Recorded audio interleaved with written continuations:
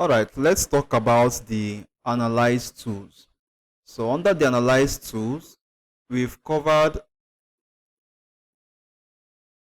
one, the refresh.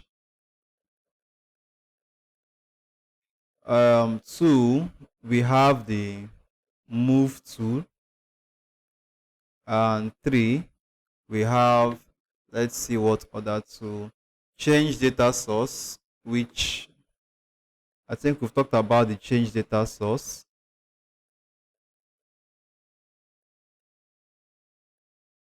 We've talked about the change data source.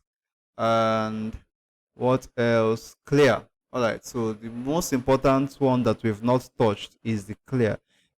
So I think we've talked about refresh.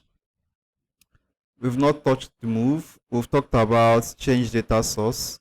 And let's look at the ones we haven't touched yet. So the refresh tool, we've seen refresh in action. Don't worry about slicers and timeline. I'll show how to use them properly in the next tutorial. So let's create. All right, so clear, very important, the clear. So what the clear tool does is, if you have some sort of filters, so you have clear all and clear filters.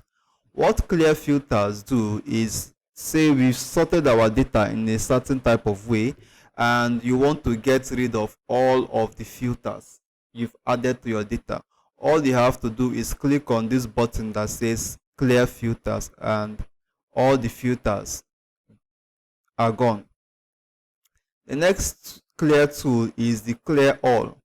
The clear all would get rid of every single thing. Right? It's going to clear the entire pivot. So clear all. See, the pivot is back to normal. All the data being inserted is gone. So you have clear and clear filters. Clear filters removes everything from the pivot table. Now let's look at the select tool. From title, and let's look at title by genre. Nope, no title. Filter by, let's, budget. This is set to count. I don't want it to be count. I want to look at the sum. So value field settings, sum. Okay. Now this is where the select tool comes into play. So all you have to do is click on select and select entire pivot table.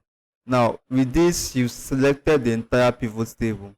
Now with your pivot table selected, you have two options. You can move the pivot table. So this is move.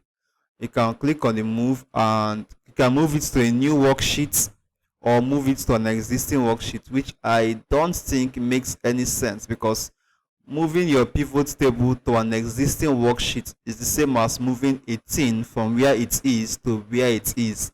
It doesn't make any sense. So if you want to move your pivot table, it makes more sense to move your pivot table to a new worksheet, which I will not be doing because I like my pivot table as right where it is.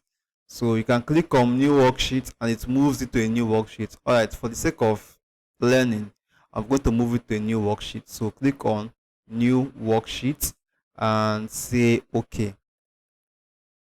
So give it time. We couldn't free up space on the clipboard on that program. I'll be using it right now. Alright, let's see. Alright, so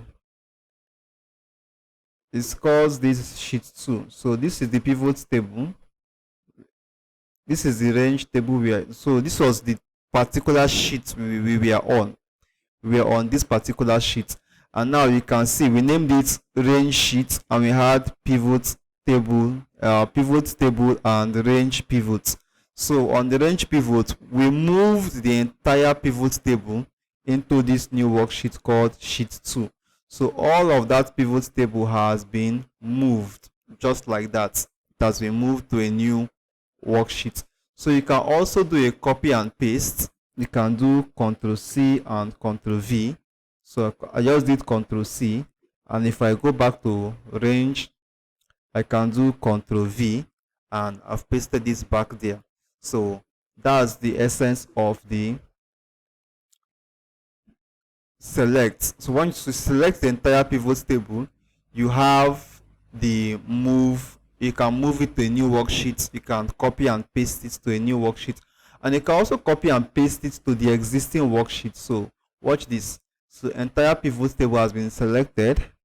I'll do a Ctrl C. I've copied the pivot table, and I will go to the bottom. This is too much data if you ask me. And I'll do Ctrl V. So the same pivot table, we've copied and pasted the same pivot table on the same worksheet. We've copied and pasted the same pivot table to a new worksheet. This is something that is very, very important when you're creating pivot charts, because creating pivot charts, each pivot chart is a representation of what we sort on the pivot table. That's the pivot chart. So if you want to have multiple pivot charts on the same sheet, you would equally need to have multiple pivot tables.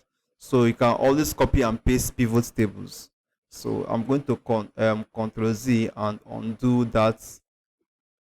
The next thing, click on the pivot table. So if you're lost, if you can't see the analyze and design tool, that is probably because you're clicking somewhere in empty space, right? You're clicking one of these empty cells. All you have to do is click on your pivot table. That brings the option back. So watch, click out, the options disappear, click back, it appears, click out, it disappears, click back, it appears. So that's it.